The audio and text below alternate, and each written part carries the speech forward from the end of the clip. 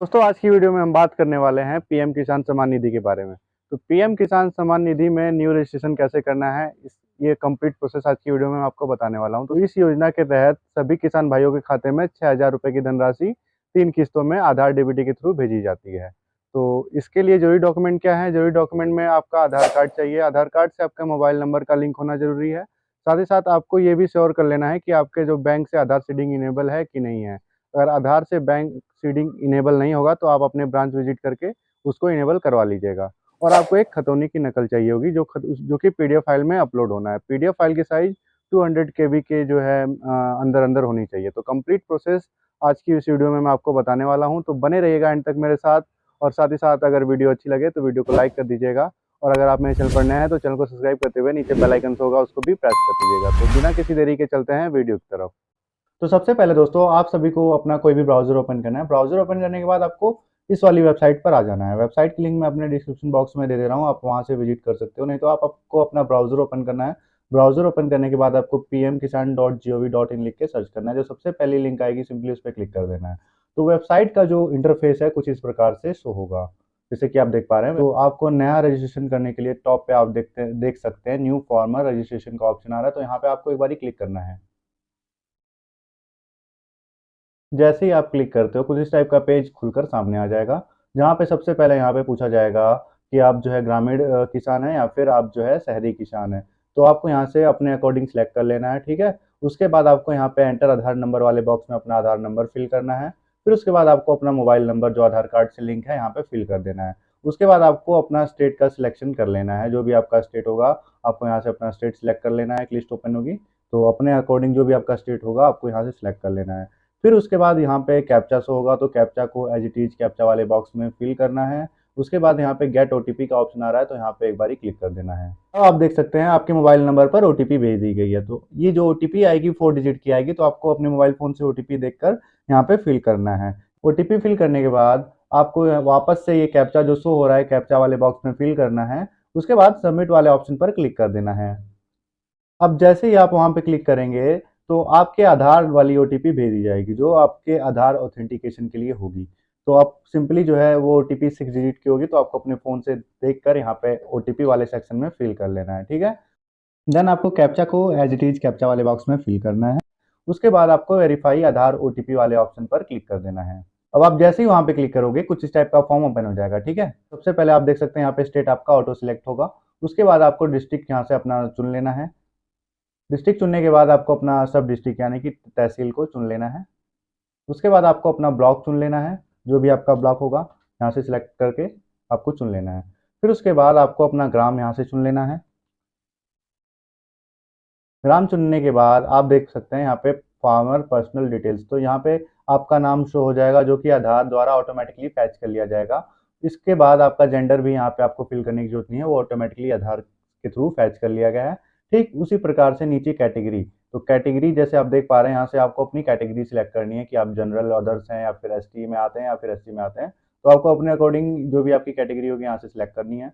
उसके बाद यहाँ से पूछा जाएगा फार्मर टाइप, तो यहाँ से आपको स्मॉल फार्मर सेलेक्ट कर लेना है। फिर उसके बाद यहाँ पे सिलेक्ट आईडी टाइप, यहाँ पे आधार कार्ड पे टिक होगा, ब्लू कलर का टिक होगा, तो यहाँ पे आपको कुछ करने की जरूरत नहीं है। फिर उसके बाद यहाँ पे आप देख सकते हैं टाइप ऑफ आइडेंटिफाई प्रूफ लिखा हुआ आ रहा है, तो यहाँ पे जो है आपका आधार कार्ड लिखा हुआ आ रहा है, तो आपको यहाँ पे भी कुछ करने की जरूरत नहीं है।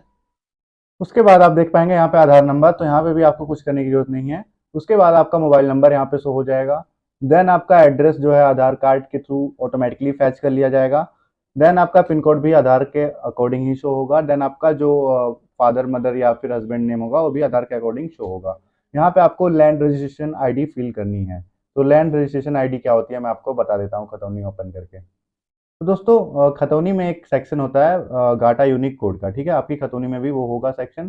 तो नीचे आप देख पा रहे होंगे आपका जो गाटा संख्या लिखा होगा, गाटा संख्या के बगल में इन ब्रैकेट में आप कुछ डिजिट लिखा होगा, तो यही जो है यूनिक कोड होता है, ठीक है। लैंड रजिस्ट्रेशन आईडी यही है। तो आपको क्या करना है, आपको कॉपी कर लेना है। इसको कॉपी करने के बाद आपको सिंपली लाकर यहाँ पर लैंड रजिस्ट्रेशन आईडी वाले सेक्शन में फिल कर देना है, ठीक है। उसके बाद राशन कार्ड नंबर अगर आप डालना चाहते हैं तो यहाँ पे डाल सकते हैं, मैंडेटरी नहीं है। अगर आप डाल देते हैं तो अच्छी बात है, नहीं है तो कोई बात नहीं, आप इसको ब्लैंक भी छोड़ सकते हैं। आपका जो डेट ऑफ बर्थ है यहाँ पे आपके आधार के अकॉर्डिंग फैच हो जाएगा। फिर उसके बाद यहाँ आपसे पूछा जाएगा कि पीएम किसान मानधन योजना के तहत आप स्वीकृति चाहते हैं, तो यहाँ पे आपको क्या करना है, सिंपली नो कर देना है, ठीक है।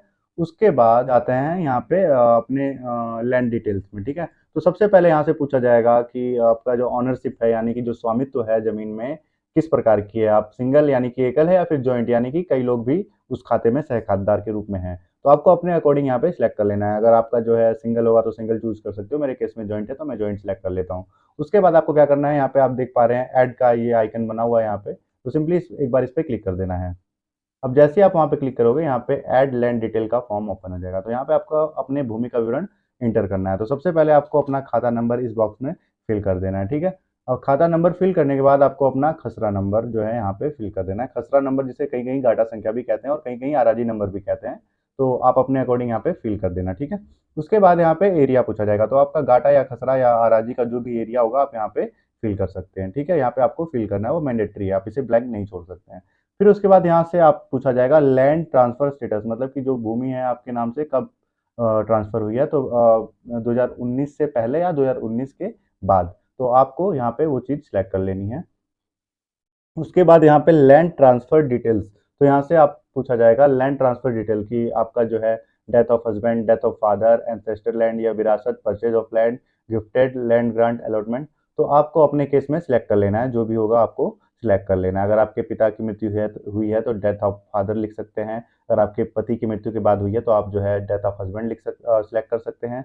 साथ ही साथ अगर आपको विरासत में मिली है तो आप इसको सिलेक्ट कर सकते हो। अगर आपने जमीन खरीदी है तो आप इसको परचेज ऑफ लैंड खरीद सकते हो, या गिफ्टेड लिखा हुआ है या आपके नाम किसी ने वसीयत किया है या हिब्बानामा किया है तो आप गिफ्टेड को चूज कर सकते हो। फिर इसी प्रकार से लैंड ग्रांट अलॉटमेंट, जैसे कि जो आपकी पट्टा की भूमिधरी है आप इसको सिलेक्ट कर सकते हो। तो इस प्रकार से आपको अपना सिलेक्ट कर लेना है, आपके केस में जो भी रहेगा आपको यहाँ से सिलेक्ट कर लेना है। उसके बाद यहाँ पे डेट पूछा जाएगा, लैंड डेट विजिटिंग, ठीक है। जैसे कि आप देख पा रहे हैं यहाँ पे लिखा हुआ भी आ रहा है, तो आपको अपने अकॉर्डिंग यहाँ से डेट सिलेक्ट कर लेनी है। आपको एग्जैक्ट डेट का नहीं पता है तो आप अपने केस में जैसे आपने 2019 के बाद का सिलेक्ट किया तो 2019 के बाद का आप कोई भी डेट डाल सकते हो। अगर आपको एग्जैक्ट पता है तो आपको वही डेट फिल कर लेनी है, ठीक है। उसके बाद आपको क्या करना है, यहाँ से आपसे पूछा जाएगा पट्टा नंबर, ठीक है। तो अगर आपका जो भूमिधरी जो पट्टा रहेगी तो यस कर देना, नहीं तो नो पे ही क्लिक रहने देना है, ठीक है। उसके बाद आपको ऐड वाले ऑप्शन पर क्लिक कर देना है। तो जैसे ही आप वहाँ पे क्लिक करोगे आप देख पाओगे आपने जो डिटेल फिल करी थी कुछ इस प्रकार से शो हो जाएगी, ठीक है। आप चाहे तो आपने कुछ गलत फिल किया तो यहाँ से डिलीट करके फिर से भी ऐड कर सकते हो। उसके बाद आपको क्लोज वाले आइकन पे एक बार क्लिक कर देना है। तो जैसे आप क्लोज वाले आइकन पे क्लिक करोगे तो जो फॉर्म ओपन था वो क्लोज हो जाएगा। अब आपको क्या करना है, आपको सिंपली जो है एक डॉक्यूमेंट अपने खतौनी की जो नकल है उसको अपलोड करना है। अपलोड करने के लिए आपको अपने खतौनी को पीडीएफ फाइल में कन्वर्ट कर लेना है, ठीक है। पीडीएफ फाइल की साइज जो है 200 KB के अंदर अंदर होनी चाहिए, इससे ज़्यादा अगर होगी तो अपलोड नहीं होगी। तो आपने जहाँ भी कहीं सेव करके रखी होगी आपको सिंपली ब्राउज पे क्लिक करना है और अपने खतौनी की नकल को अपलोड कर लेना है। खतौनी की नकल अपलोड हो जाने के बाद आपको सिंपली सेव वाले आइकन पर एक बार क्लिक कर देना है। अगर आपके केस में ऐसे शो होता है कि आपका जो रजिस्ट्रेशन है सक्सेसफुली हो गया है तब तो ठीक है। अगर आपके केस में कुछ इस प्रकार से शो होता है कि आप डायरेक्ट जो है जहाँ से आपने फॉर्म भरना स्टार्ट किया था आप वापस से वहीं बाहर फेंक दिए गए हो, तो ये टेक्निकल ग्लिच की वजह से हुआ है। तो ऐसे में आपको अपना स्टेटस चेक करने की ज़रूरत है, ठीक है। आपका भी रजिस्ट्रेशन हो चुका है, ये कुछ इन दिनों टेक्निकल ग्लिच चल रही है जिसकी वजह से ऐसा हो रहा है। तो सिंपली आपको क्या करना है, आपको वापस से होम पेज पर चले जाना है, ठीक है। होम पेज पे आने के बाद आपको क्या करना है, आपको सिंपली जो है यहाँ से स्क्रॉल कर नीचे की तरफ आना है। उसके बाद यहाँ पे आप देख सकते हैं status of self registered farmer, ठीक है। तो इस प्रकार से आपको लिखा हुआ आएगा, तो यहाँ पे एक बार क्लिक कर देना है।